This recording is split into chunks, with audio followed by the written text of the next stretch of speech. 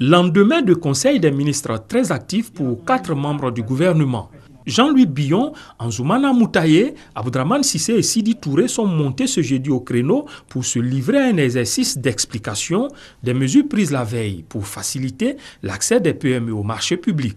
Première mesure, nous venons de relever les seuils de passation de marché de 30 millions de francs CFA à 100 millions de francs CFA. Deuxième mesure, nous venons d'alléger les conditions d'exigence et de validité des pièces demandées lors des appels d'offres. Troisième, la caution provisoire.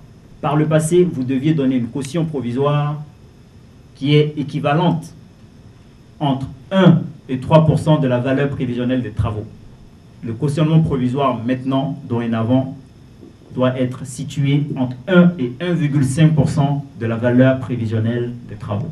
4. Nous avons fixé un quota de 20% de la valeur prévisionnelle des marchés que nous souhaitons voir attribuer aux PME. Et pour finir, toute entreprise qui affecte 30% de la valeur prévisionnelle de son marché à des PME locales bénéficie d'une marge de préférence de 5%. Ces dispositions essentielles doivent donner aux PME la possibilité de se frotter aux grandes entreprises par la sous-traitance. En le faisant, il a en même temps aussi une période de formation. Former les PME à aller de l'avant, à innover, à grandir. Les rapports seraient faits pour voir quelles sont les administrations qui respectent les pourcentages établis et pour pouvoir appeler à l'ordre ceux qui ne le respectent pas.